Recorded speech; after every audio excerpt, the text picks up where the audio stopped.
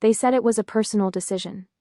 The words echoed in the sterile silence of the HR office, cold and polished like the chrome handles on the door I'd soon be escorted through.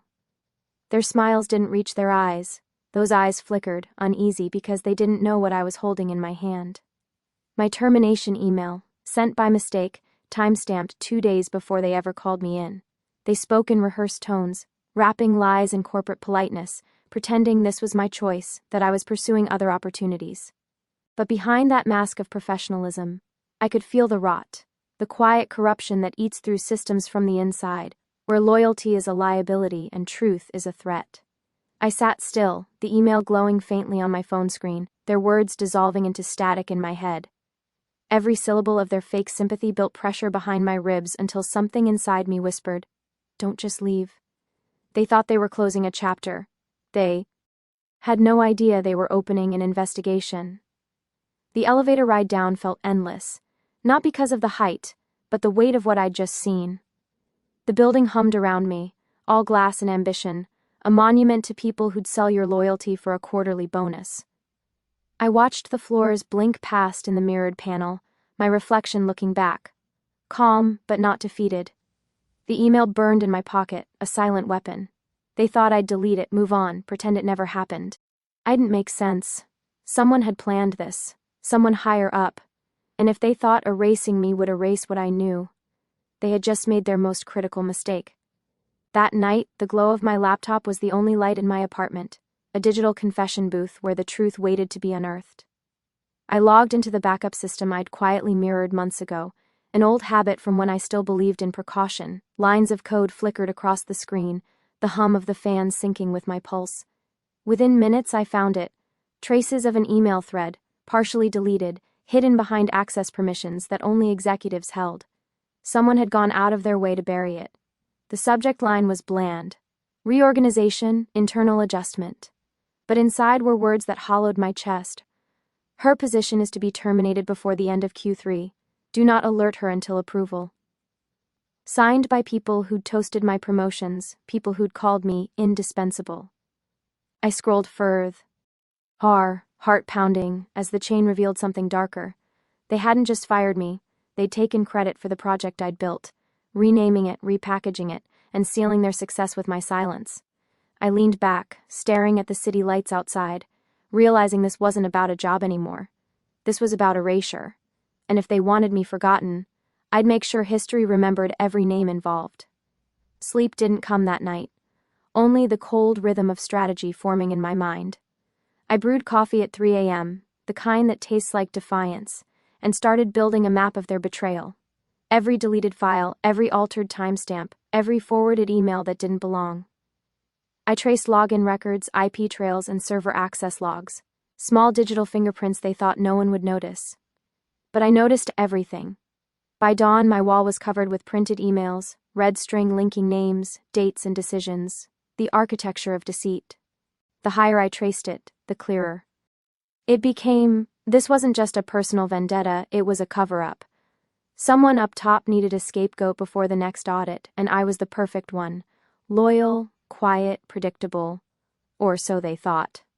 I took a photo of the board, encrypted it, and sent it to a private cloud under a fake name. Then I looked at the clock.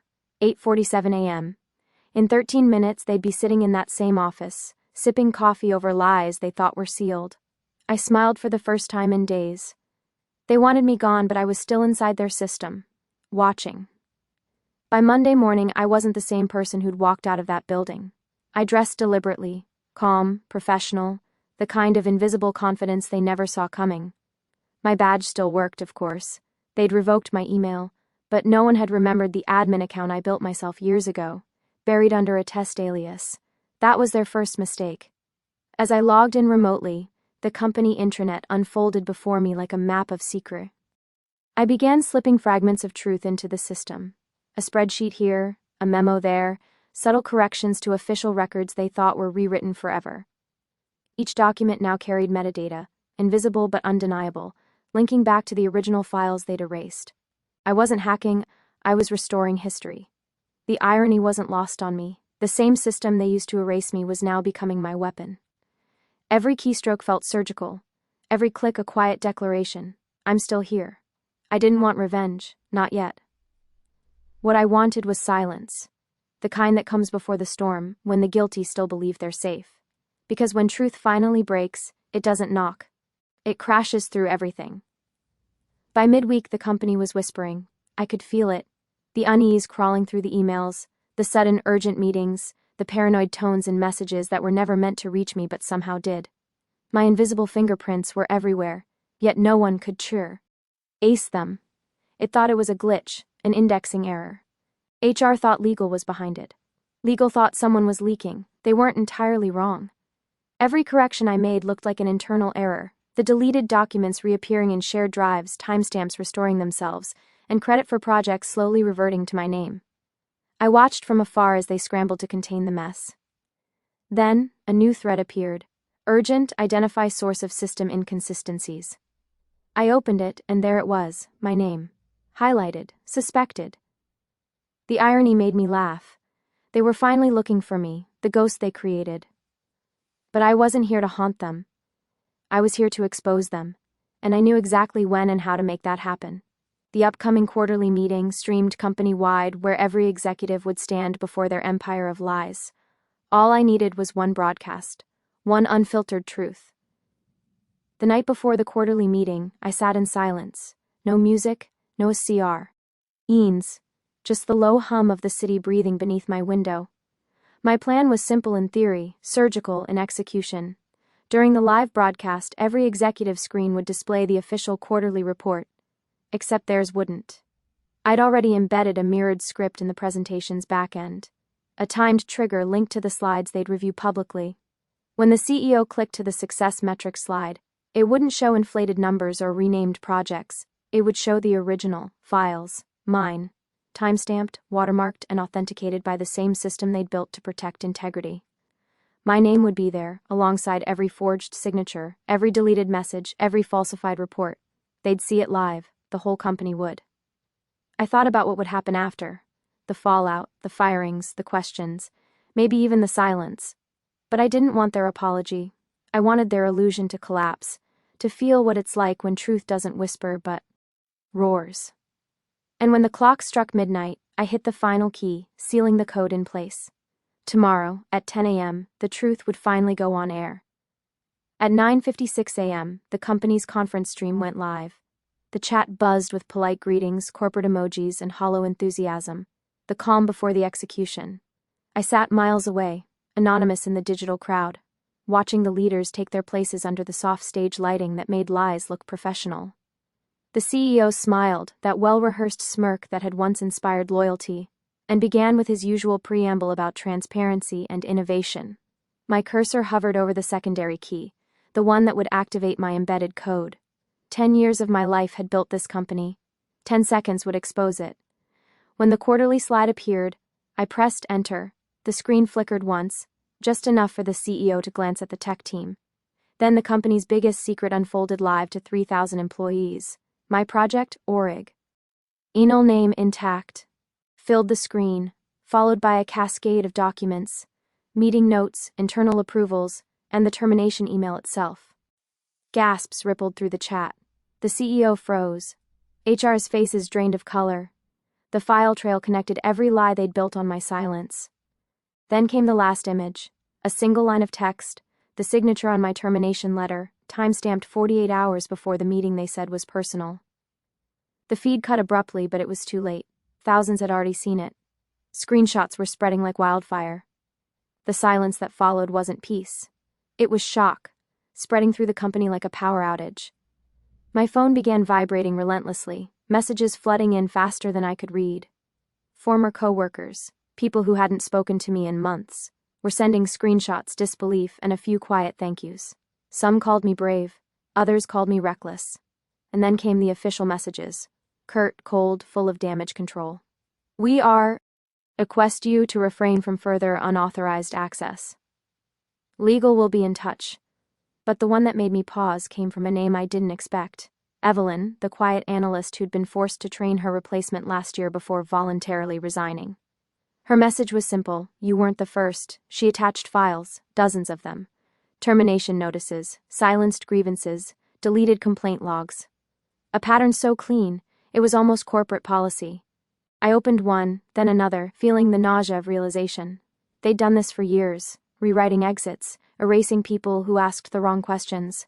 My exposure hadn't destroyed them, it had only cracked the surface. I leaned back, heart pounding, realizing this wasn't over. What I'd started wasn't revenge anymore. It was a reckoning. And this time, I wasn't alone. Evelyn and I met in a quiet cafe on the edge of the city. The kind of place where no one asked questions and the sound of the espresso machine drowned out wisp. It worth it. That night we encrypted every file, mirrored it across anonymous servers, and drafted a single email, addressed to every major journalist in the city. The subject line read, "You called it a personal decision, we call it evidence." The morning the story broke, the world felt heavier, the kind of stillness that comes right before the storm decides which way to strike. News alerts started flashing across every major outlet within the hour. Whistleblowers expose corporate termination cover-up. My name wasn't mentioned, but I recognized the lines, my words, our evidence. Evelyn and I watched it unfold from her small apartment, the TV glow flickering across our faces like firelight. Reporters quoted leaked documents, internal emails, executive chat logs, screenshots of the live meeting, the one they tried to bury, resurfaced on social media, spreading faster than any PR statement could catch. By noon, the company's shares had plummeted. By evening, the CEO had resigned for personal reasons. Irony never screamed louder. But victory didn't feel clean. My inbox filled with messages. Former employees, victims I'd never met, thanking me, sharing their own stories. Yet among the gratitude was something darker, threats. Anonymous emails warning me to stop while I still could, to remember that accidents happen. Evelyn looked at me, pale but steady. "They're scared," she said. I smiled faintly. Good, because fear meant truth had finally hit the people who once thought they owned it. And for the first time in months, I slept. Not peacefully, but without shame. The retaliation came quietly. Not as a headline, but as a shadow. First, my bank account froze for verification. Then my landlord received an anonymous complaint about unauthorized guests. My phone began dropping calls mid-conversation and strange cars started parking across from my building. Engines running, lights off. It wasn't paranoia, it was precision. These people had built empires on control, and I had become the variable they couldn't manage. Evelyn warned me it would happen. "They'll try to discredit us before they destroy us," she said, typing furiously, tracing every attempt back to fake consultancy firms, fronts owned by the same executives now on leave. Still, the fear crept in. Every knock on the door made my pulse race. Every flicker on my screen made me wonder who was watching. But then, an unexpected ally emerged. A journalist named Mira Lang, who had been following the story since day one. She reached out through an encrypted channel. "I have proof the retaliation is coordinated. If you're willing to go on record, I can make sure you're never silenced again." I hesitated, staring at her message. Going public meant no hiding, no safety net. But the truth had already burned too far to be contained. I typed 3 words in reply. "Let's finish this." The studio lights were blinding, hotter than I expected, almost suffocating. I could feel my heartbeat in my throat as the countdown echoed in my earpiece. "We're live in 3, 2. And then there was silence, the kind that makes every breath sound like confession. Mira introduced me not as a victim, but as the architect, the woman who'd helped build the system that betrayed her. My name appeared on the screen for the first time since my termination. No alias, no distortion, just truth. I told the story exactly as it happened. The email, the cover-up, the night I decided to stop running. I showed documents, shared files, and spoke the words that once lived only in private drives and encrypted folders. "They called it a personal decision," I said, voice steady. "But it was a professional execution." Behind the cameras, producers exchanged wide-eyed looks. Mira's phone began lighting up with live reactions. Thousands of messages flooding in, most of them with one word: respect. By the time the segment ended, my face was everywhere. On headlines, on timelines, on the types of people who'd never known my name before that day. I thought I'd feel relief. Instead, felt exposed, raw, unarmored. But beneath the fear was something stronger: finality. The truth wasn't hiding behind my screen anymore. It was out there, living on every feed, impossible to erase. The fallout came like thunder after lightning, unstoppable, echoing across every boardroom and courtroom that once dismissed people like me. Within 48 hours, federal investigators raided the company's headquarters. News drones circled the building like vultures. Executives who once bragged about unshakable reputations were escorted out in silence, their faces pale and unblinking under camera flashes. Mira's report had gone viral worldwide. Millions had watched my interview, dissecting every frame, every word. Hashtags trended. Protesters appeared outside the company's glass fortress holding signs that read personal decision or corporate crime. But exposure came at a price. My phone wouldn't stop ringing. Lawyers, reporters, strangers offering money, or forgiveness, or both. Some thanked me. Others threatened lawsuits. My name became a weapon in conversations I never started. The truth had freed hundreds of silenced employees, yet it chained me to the storm I unleashed. Evelyn and I stayed hidden for weeks, moving between apartments, living off prepaid phones and the adrenaline of survival. When the indictments were finally announced, fraud, wrongful termination, data falsification, I should have felt vindicated. Instead, I felt hollow. I'd burned down their empire, but part of me still stood in the ashes, wondering if I could ever build anything, again without looking over my shoulder. Months passed, but time didn't feel linear anymore. It felt fractured, like shards of glass reflecting pieces of who I used to be. The headlines eventually faded, replaced by new scandals, new faces. The world moved on, but I didn't. Some nights I'd wake to phantom alerts, the und of an email ping that wasn't there. Habit dies slower than pain. Evelyn started consulting for ethics boards, turning her scars into something functional. Mira won an award for the investigation, though she refused to accept it without naming me. I didn't go to the ceremony. I'd had enough spotlights for a lifetime. One morning I found myself back at the building, or what was left of it. The glass facade was gone, replaced by scaffolding and silence. I stood there, the wind tugging at the edges of my coat, and for the first time, I didn't feel anger. I felt distance, the kind that comes when you finally outgrow the thing that tried to bury you. I opened my phone, found the termination email still saved in my archive, and hit delete. Not out of forgiveness, but reclamation. They called it a personal decision. Maybe now it finally was. 6 months later, I no longer woke up to alarms, just the quiet hum of a life that finally belonged to me. The headlines had moved on. The law. Suits were underway, and the company's name had become a cautionary tale in business schools. People debated the ethics of whistleblowing, wrote think pieces about accountability and silence, and quoted me in articles I never agreed to. But I didn't need their validation anymore. My vindication had come not from fame but from stillness, from knowing I'd turned what they called a personal decision into a public reckoning. I spent my mornings consulting startups on data transparency. The irony wasn't lost on me. Sometimes new employees would recognize me, whispering my name like a rumor. I'd just smile and get back to work. The fire that once burned for revenge now glowed differently, quieter, steadier. Evelyn had moved to another city, starting an initiative for workplace justice. Mira's next documentary was already in production. As for me, I'd begun writing, not code but truth, line by line. And one evening, as the sun bled gold over the skyline, I realized something profound. They had tried to erase me from their system. But in doing so, they'd written me into history. Some stories burn the world to ashes, others light the path out of it. Mine had done both. I didn't plan to see him again, not after everything. But fate has a strange sense of timing. The invitation arrived folded neatly inside a white envelope. No return address, just a short line handwritten in black ink. You deserve to hear the rest, if you still want to. It was from him, the last executive who'd signed my termination email, the one who'd watched silently while my name was deleted from every project I built. Part of me wanted to tear it apart and move on. But another part, the one that still remembered every sleepless night staring at that email header, knew I had to go. We met in a small cafe tucked behind a bookstore. Not the kind of place power hides, but where regret does. He looked older, smaller, like the weight of the truth had been chewing through him. When he spoke, his voice trembled just enough to betray years of pretending. We thought it would protect the company, he said. You thought wrong, I replied. He nodded, and for a long moment neither of us said anything. Then he slid a thin folder across the table.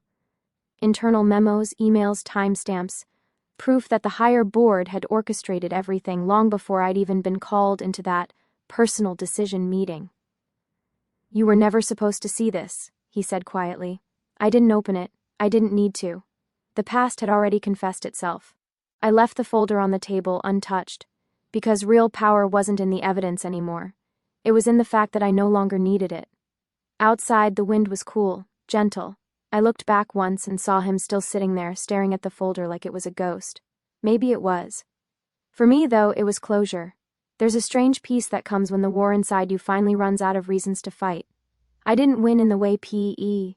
Opal think victory looks. There were no trophies, no headlines, no cinematic applause. Just quiet. And in that quiet, I found everything they tried to take from me. I moved into a smaller apartment overlooking the city, the same skyline that once watched me fall. But now it didn't feel like judgment. It felt like witness. I'd started teaching at a community college, data ethics and human accountability. The irony wasn't lost on me, but maybe that's what healing really is. Learning to live inside your contradictions without letting them own you. Sometimes when my students ask why transparency matters, I tell them this. Because truth doesn't disappear when deleted. It just waits for someone brave enough to restore it. At night, I still keep a backup drive. Not of evidence, but of lessons. Letters from strangers who said my story made them speak up. Emails from employees who walked out of toxic rooms carrying their dignity instead of silence. I call it the archive of light. The world spins on, indifferent and loud, but somewhere in its circuits and shadows my name remains. Not as a caution, not as a scandal, but as proof that erasure is never the same as disappearance. They called it a personal decision, but in the end it became my resurrection.